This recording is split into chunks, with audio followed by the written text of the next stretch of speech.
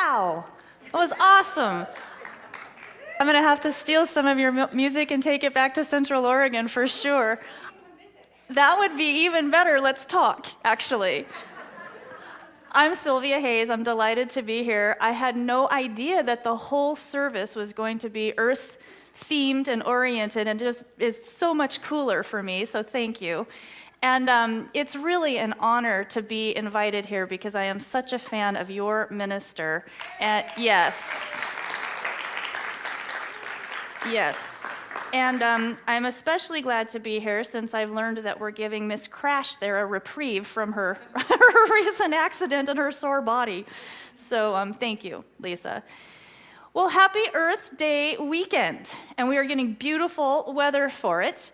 52 years ago this month, a young Democratic senator from Wisconsin and a Republican congressman from California were both at a point of sharing a deep concern about what was happening to the planet, about environmental damage. And just a few years earlier, the Apollo 8 spacecraft had shown us that incredible image of this magnificent blue-green planet floating in space.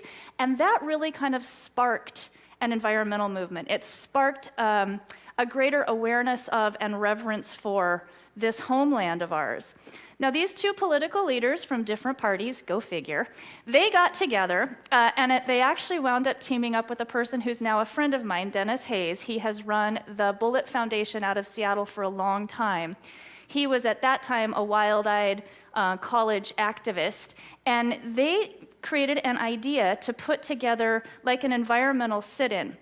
But Dennis got a bigger vision, and he wound up renaming it Earth Day and organized a whole national staff to have events all across the land. And the media caught attention with that, and that day, 52 years ago, fully 10% of the US population turned out in parks, auditoriums, etc., to rally on behalf of a healthier relationship with humanity and the rest of the planet. And that, of course, was our first Earth Day. Now, those early environmentalists had had a shift in consciousness. They had realized that we are going down the path of believing in separation from the rest of nature, and we need to right that pathway. We need to change course. And that's what they set about to do.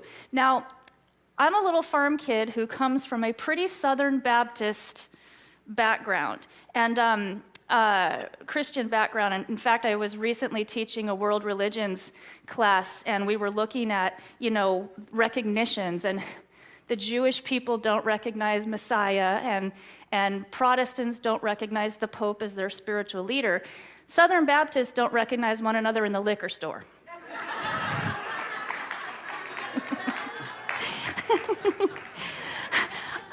I can only get away with that because I was one. I will tell you, though, I had many challenges with the Christian tradition of my youth, as you're going to hear about. And one of them was the dominion scripture, which is in Genesis chapter 1, verse 26 through 28. I'm going to read it real quick. According to this, and God said, "Let us make man in our image, after our likeness, and let them have dominion over the fish of the sea, and over the fowl of the air, and over the cattle, and over all the earth, and every creeping thing that creepeth upon the earth." So God created man in his own image. In the image of God created he him. Male and female created he them. And God blessed them and said unto them, "Be fruitful and multiply, and replenish the earth and subdue it, and have dominion over the fish of the sea, and over the fowl of the air, and over every living thing that moveth upon the earth." I had a hard time with that dominion concept. And in the Christianity of my youth, it really was used as grounds for some pretty appalling treatment of non-human species. And in some ways, I would suggest it still is today, that particular story. As far back as I can remember, I have had a deep love of and connection with nature. I do not have a great memory, but I remember my first pet. Now, my family, we were living in a little home in a little city, and there wasn't a lot of wild nature around us. But we did have a flower bed on one side of the house, and that's where I met Cecil. He or she was a potato bug with a little squiggly, distinctive line down its back. Now, I loved that bug, and I believed that he or she loved me back. I swear, when I would go grubbing in the dirt, it would move in my direction. Now, there was no dominion. There was no thought of fencing in Cecil, right? It was just a reverence. It was just a joy. Now, eventually, I rejected Bible teachings and the Christianity of my youth because of how it had been presented to me.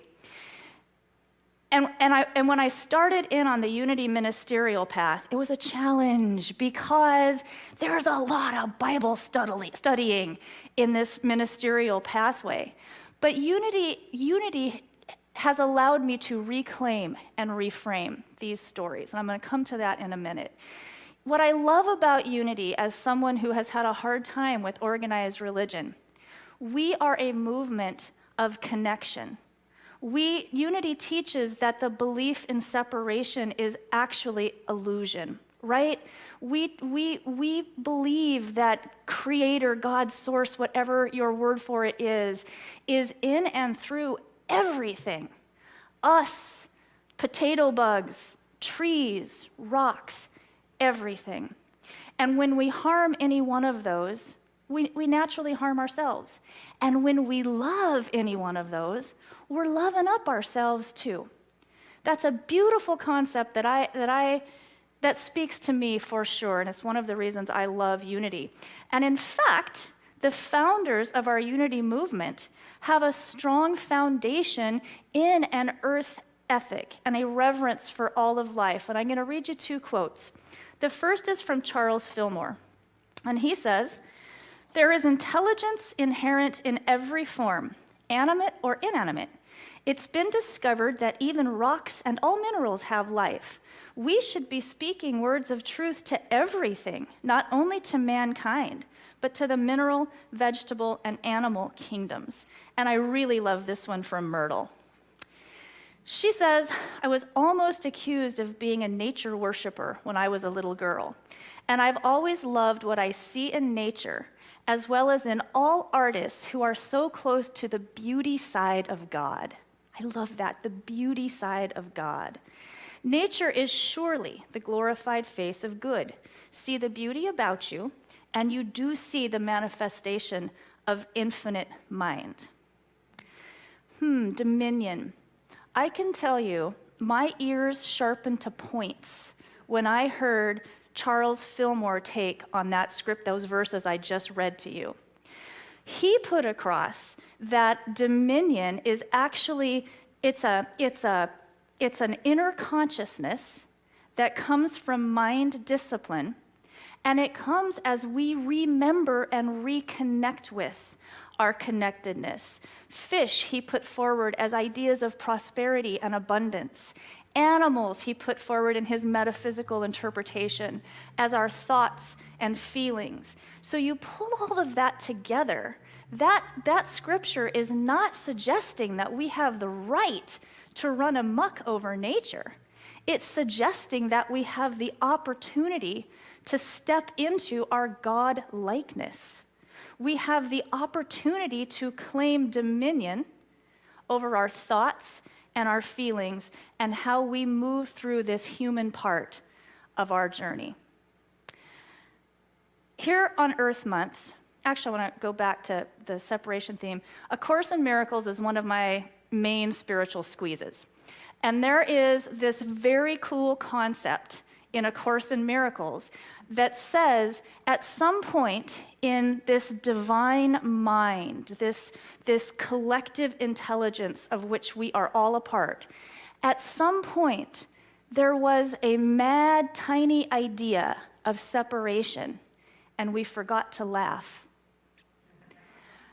I believe that's what happens to each one of us when we come into these human forms. We choose this path of separation, we forget to laugh, we take our separation very seriously until we realize that we really need to move on to something a little healthier. Here in Earth Month 2020, we are there in a collective way. right? We are at an inflection point in our relationship to this planet that is our home. Obviously, climate is changing, wildfire and serious weather is becoming more commonplace. We all know it. In 20 years, at the pace we're going, there will be more plastic in the ocean than fish, at the pace we're going. But we can change that pace. We started telling ourselves a story about dominating and subduing the earth. And the dominant cultural worldview came to think of Earth as basically a storehouse of natural resources without much inherent value beyond the materials that we can pull from it. That story of separation has created a lot of damage at this point, and it's about to run its course. There are lots and lots and lots of us who are working to create a world that works better for all beings. In fact, there has never been more awareness about this in the history of humanity. And Leah, if you can play that first clip, that would be awesome. This is the one with no sound. I have 2 little video clips, if we can do the technology, bless you, that I'll share with you today.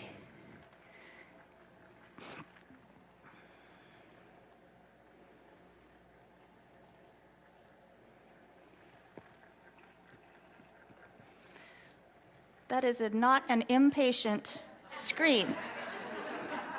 We can all learn from this, right? So what you're going to see here is a scrolling list of organizations. They've started pulling this together. This is a list of environmental organizations from around the world. If you were to start watching it scroll at this pace and watch it 24 hours a day, you wouldn't get through it in a day. If you kept watching 24 hours nonstop, you would not get to the end of the list in 3 days. A week later, no. 3 weeks later, no. It would take well into over a month just to see the names, and it's not even a complete list. This is the movement to protect and restore this gorgeous planet and the myriad beings that she supports is the largest social movement in the history of history.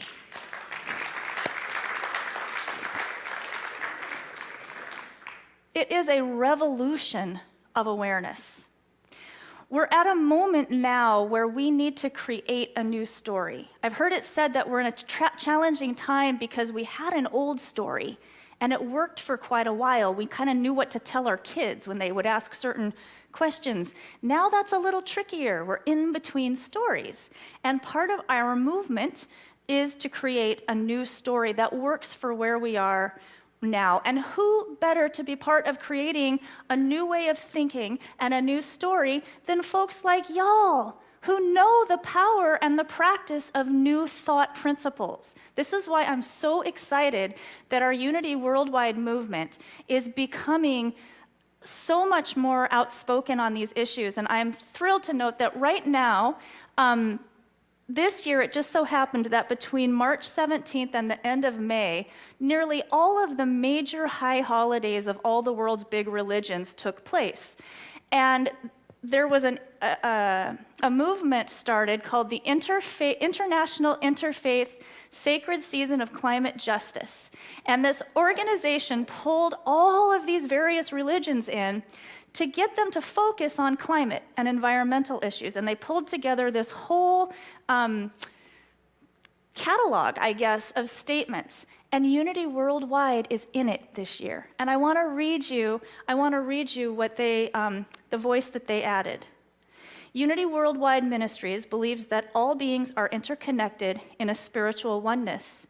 We affirm reverence and care for the earth and all the creatures it supports.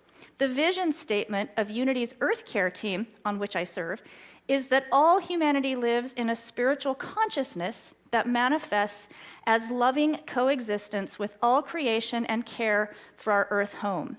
We act so that every step on our planet home and through our life here is an active prayer for all divine creation. Unity's commitment to earth care comes from deep desire to know oneness with all life, as was expressed by Unity founders Charles and Myrtle Fillmore. Unity Worldwide Ministry supports and affirms an end to the desecration of nature and bold action in stopping climate injustice for all species and human populations who are disproportionately harmed by climate pollution, fossil fuel extraction and consumption, and the resulting ecological destabilization.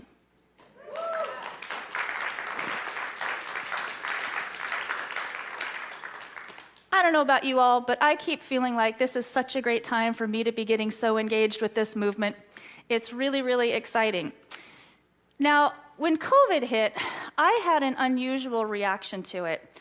I wasn't very fearful. I didn't have much foreboding, and I hope this doesn't sound harsh. I was actually kind of elated. I was kind of excited about it. And in part, it's because I work on these issues, and I'll show you why in a minute. But I will tell you, I live in Bend. My little house is 960 square feet. It's usually very, very quiet. COVID had just shut everything down. My gym was closed, and I'm in this kind of excited mood, and I dial up this head-banging dance rock and roll, right? And very unusual for me. And I'm dancing around, and I'm doing push-ups on the floor, and my big dog is over on the couch like, whoa. And John, my beloved, calls me, and I'm out of breath, and he can hear the background, and he goes, "Whoa, Sil, how you doing?" And I said, "Darling, I think I was born for these times." And what I meant by that is we need to put some human activity into a timeout. And Leah, if you can play the trailer, that would be great. This is from a documentary called The Year Earth Changed. If you haven't watched it, please watch it. A deadly virus sweeps around the world.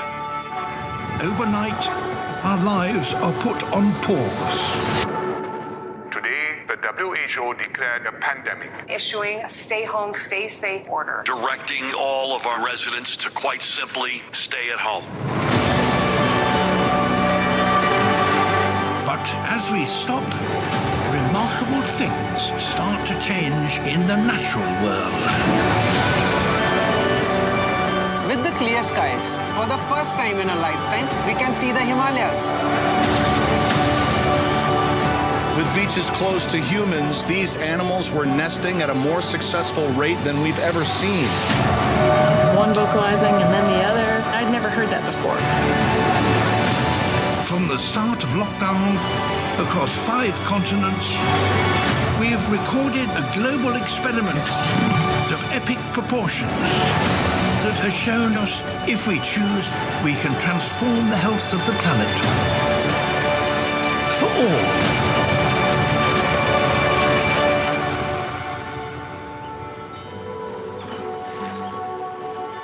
I can never not be moved by that. I would suggest that a really great form of action would be getting people to watch that documentary. Share it. Get it out there. Ooh, got myself worked up again. When Thich Nhat Hanh was asked, what can we do to help the planet heal? He replied that we need to be able to feel her grief. We need to be able to feel the grief of what we've lost. And we need to be able to tap into that in a way that has compassion so that we can be authentic in helping create a new story. What we need is a new, true story. That is what we, I believe, are being called. Those of us alive right now at this time on this planet, we are here for a reason. And part of the reason is to help us navigate this point that we're at. I long to be part of a human species that is a restorative force on this planet. Wouldn't that be awesome? Yes. We are living in an extraordinary time, and our species and the fate of many others are at a crossroads, and we're being called in so many ways to act as a collective, not even we're being called to act as a species, not even as nations or factions, and that is what unity has to bring. That is what we have to help this planet at this time. I believe that so strongly, and I also believe that this pressure point we're at is a portal to an evolutionary quantum leap. that is going to have benefits beyond what we can even imagine at this point. The fifth of Unity's 5 principles is action. We need to get off our affirmations, folks. Affirmations are good and they have their place, and there's also direct action. Rethinking our relationship, humanity's relationship with the rest of nature, that's not something government's going to do for us. It's not about who we vote to govern us. It's about how do we govern ourselves. Not that voting's not important. I'm not saying that. Again, it's a yes and. I would say just a couple things. I'm about to wrap. It's important to decolonize our mind, right? We live in a soup of marketing, in a soup of not enoughness in the messaging. It's so important that we use our principles and techniques to decolonize ourselves. I urge people, don't allow yourself to be called or call yourself a consumer. You are a citizen of Earth. How we identify matters. And I think another thing is really important. Question the paradigms. Question the assumptions. Question the assumption that it's okay to let so many cargo ships and cruise ships go that mother whales cannot hear their babies. That's an assumption that we're allowing to happen. You'll see something very extraordinary about that if you watch that flick. My workshop this afternoon is really going to have a significant focus on what are the current assumptions that we ought to be thinking about, right? Let's redesign some things. And finally, just be love. As was shared up here in all the songs and Lisa's beautiful prayer, just be love. Defend, protect, restore everywhere we can. Save a bug, hug a tree, feel it hugging you back.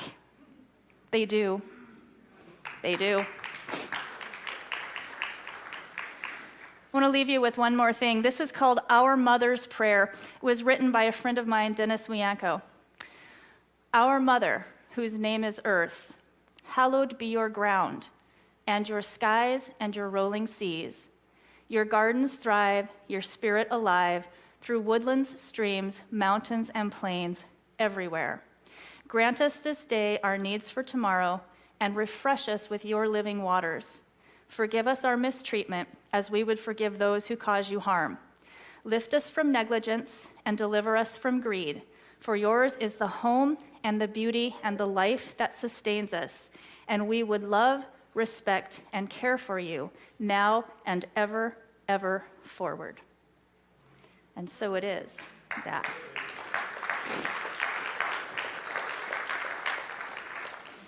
There's a copy of that on the Earth Care, Unity Earth Care Worldwide Facebook team, and I'd be happy to give Lisa a shout too. You know, in the field of possibility, there is an opening. There is a possibility for full-scale evolution of consciousness and of this relationship.